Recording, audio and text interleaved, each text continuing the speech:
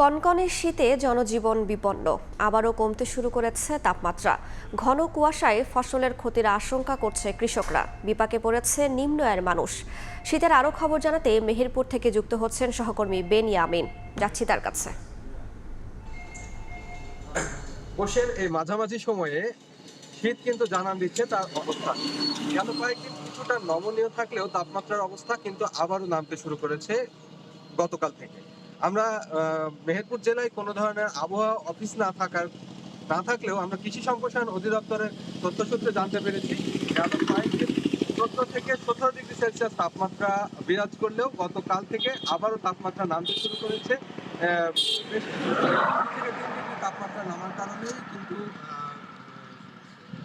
ইতিমধ্যে বেশ জনজীবনে বিপর্যস্ত দেখা যাচ্ছে।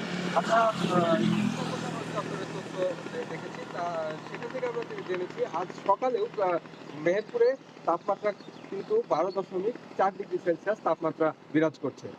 আমি যদি বলতে চাই যে গত কয়েকদিন ধরে তাপমাত্রা এই নিম্নমুখীর কারণে ইতিমধ্যে বেশ কিছু মানুষ কিন্তু অনেক সমস্যার মধ্যে পড়েছে, জনজীবন অনেকটাই বিপর্যস্ত হয়েছে, বেশি সমস্যায় পড়েছে খেটে খাওয়া মানুষ।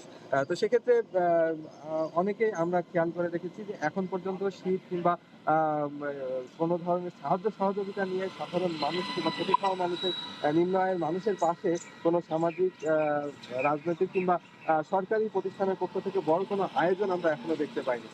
এই শীতের ফলে ইতিমধ্যে কিন্তু হাসপাতালগুলোতে শিশু রোগীর সংখ্যা অনেক বেড়েছে। শিশু রোগের মধ্যে নিউমোনিয়া, ব্রঙ্কালাইটিস, সর্দি, কাশি, জ্বর সহ নানা রোগে রোগীরা ভর্তি হচ্ছে। হাসপাতালে কিন্তু গত কয়েকদিন ধরে যে সকল রোগীরা রয়েছে তারা সবাই কিন্তু এই সকল রোগেই ভুগছে। আ এখন গত ২ দিন কুয়াশার দেখা না মিললেও দিনের বেলায় কিন্তু আ সূর্যের দেখা মিলছে এবং সন্ধ্যা থেকেই তাপমাত্রা আস্তে, আস্তে নামতে শুরু করছে। তো দিনে কিছুটা গরম এবং রাতে কনকনে শীতের ফলে কিন্তু এই মানুষ অসুস্থ হচ্ছে বেশি বলে হাসপাতালের কর্তৃপক্ষ আমাকে জানাচ্ছে। আমরা যদি বলতে চাই মেহেরপুর একটি কৃষি বান্ধব এবং কৃষি প্রধান এলাকা। এখানে কৃষি কার্যক্রমগুলো বেশি চলে। এখন বর্তমানে ঠান্ডার ফলে কৃষকের যে উৎপাদিত ফসল সেগুলো কিছুটা উপকার পেলেও যদি এই কিছুদিনের মধ্যে ঘন কুয়াশা এবং বৃষ্টির যদি পড়ে তাহলে সেক্ষেত্রে কৃষকরা তাদের ফসল ক্ষতিগ্রস্ত হবে। এই ছিল মেহেরপুরের সর্বশেষ খবর শীতের। সরাসরি যুক্ত ছিলাম মেহেরপুরে।